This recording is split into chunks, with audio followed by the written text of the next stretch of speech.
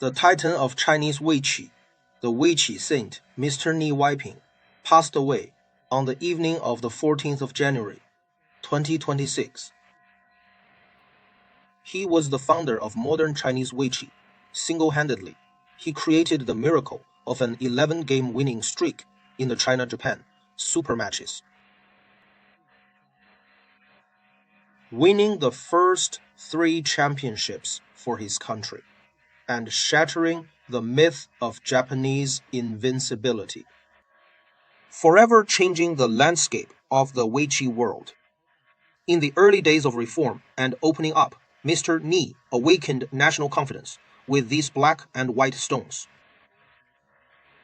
After the tournament, Weiqi fans grew by tens of millions, and the Weiqi fever swept across China.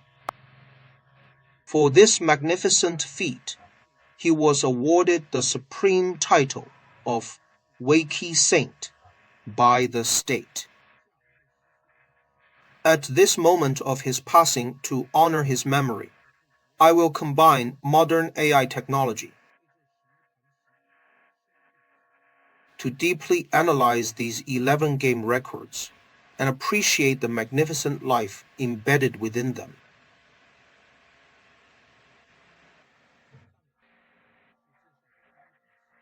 Here is the first game, Nie Weiping taking black, against Kobayashi Koichi taking white. Early in the tournament, media from both sides predicted an easy victory for the Japanese team. The Chinese team's goal was merely to force Kobayashi Koichi to play to pass. Defeating him would be considered a victory. At the start, China's Zhang Zhujiu won 5 straight games, forcing out Kobayashi Koichi 9 dan. But the formidable Kobayashi Koichi had never lost a game in China-Japan matches up to that point. He countered with a 6-game winning streak, backing Nie Weiping 9 dan into a desperate corner. At the time of this game, Japan still had 3 superclass players, Kobayashi Koichi, Kato Masao, and Fujisawa Hideyuki, while China had only Nie Weiping left. Facing this abyss, he unleashed immense potential. Let's first look at the opening of this game.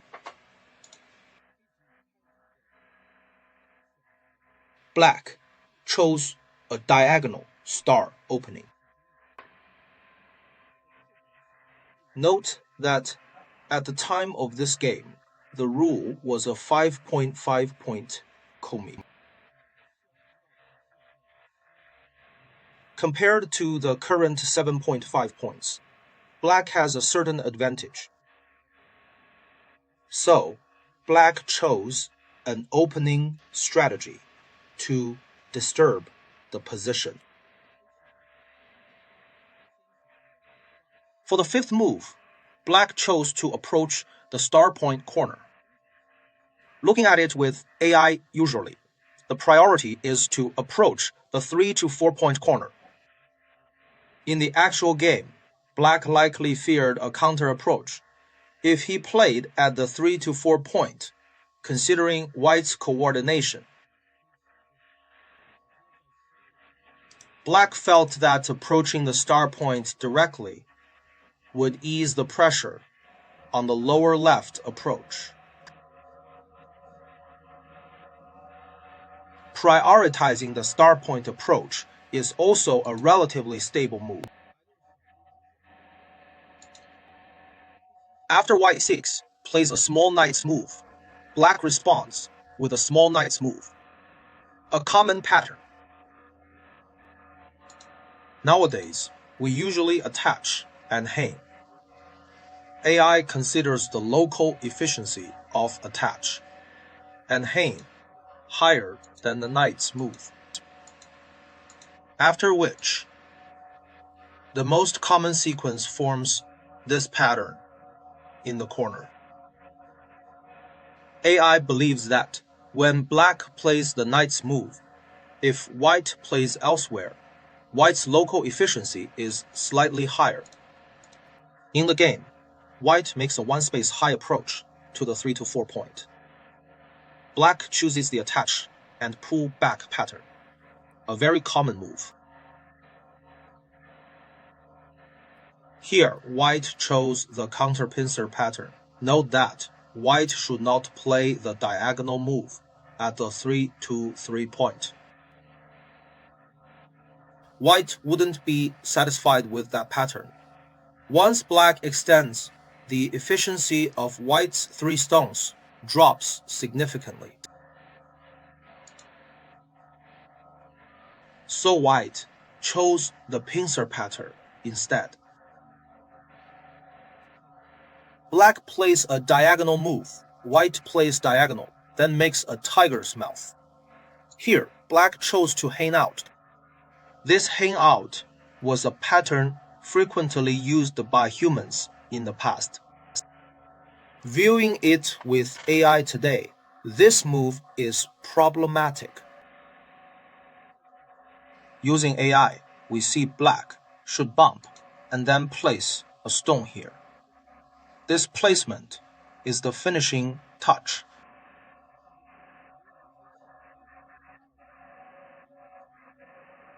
Since black hasn't exchanged the second line hang, if white connects now, black's Atari gives black the advantage. So white usually connects here, and then black hangs on the second line. In the past, bumping then was considered vulgar, but they didn't consider this placement. That exchange gains a lot.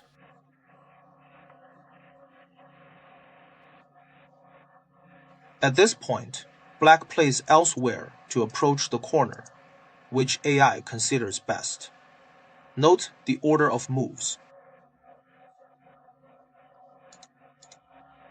Early AI suggested hang before the placement, but that sequence is becoming less common now.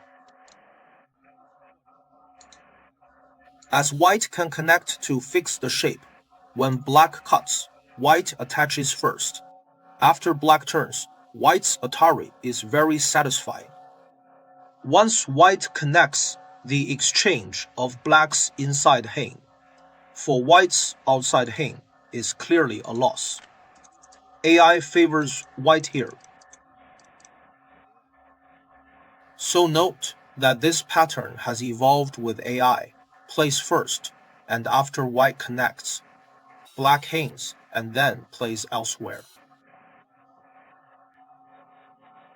Back to the game. There was no AI then, so from a human player's perspective,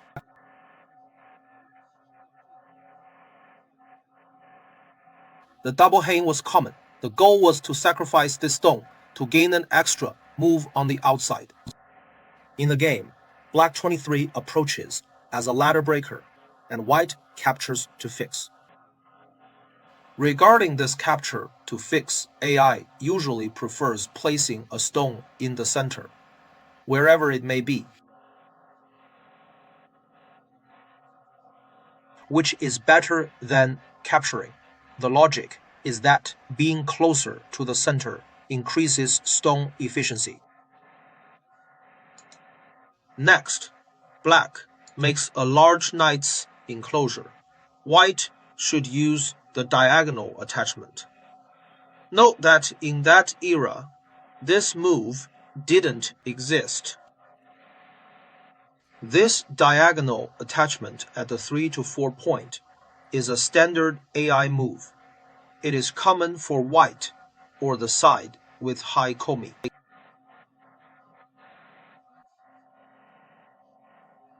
In the high komi era, it is rare for black, so we sometimes jokingly call this diagonal attachment a white pattern.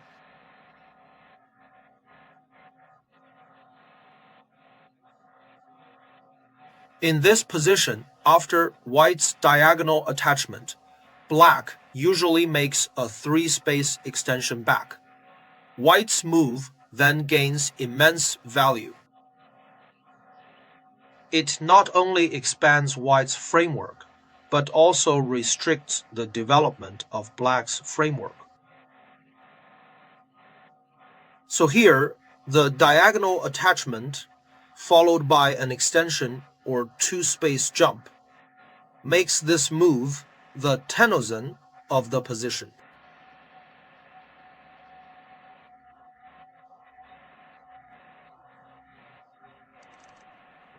Considering both sides played traditional patterns, then this move was overlooked. It is normal, as it is an AI pattern.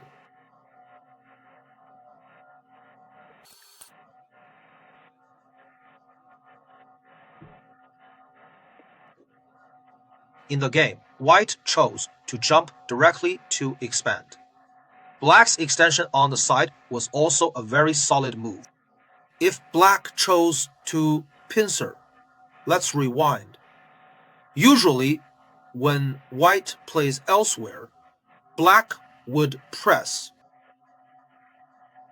From today's AI perspective, pressing is Black's first choice after White plays elsewhere. It wasn't played then likely because Black felt pressing would increase the efficiency of White's stone in restricting Black.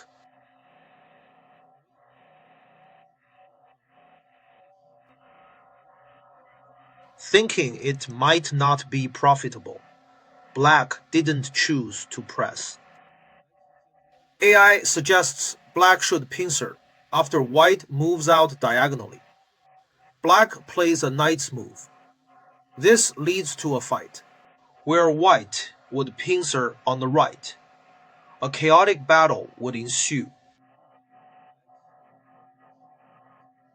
In the game, likely considering White's thickness on the left, Black played relatively solidly, avoiding such aggressive moves. So Black calmly extended.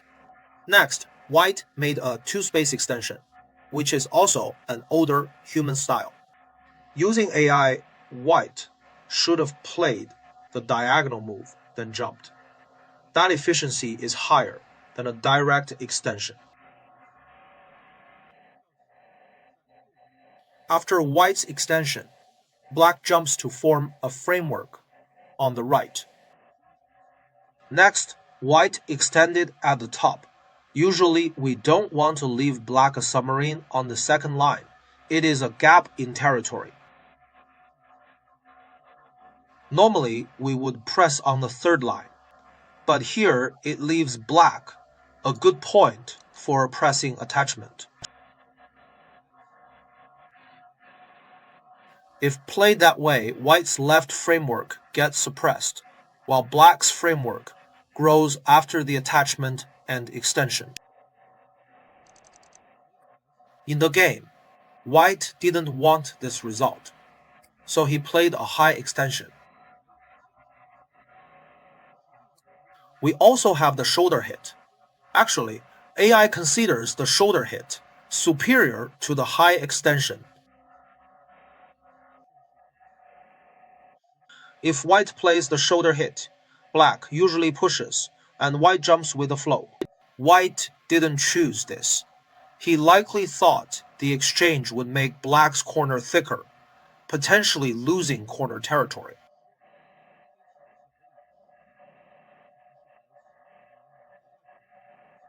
White probably didn't want to see Black secure that corner territory, so he chose the high extension.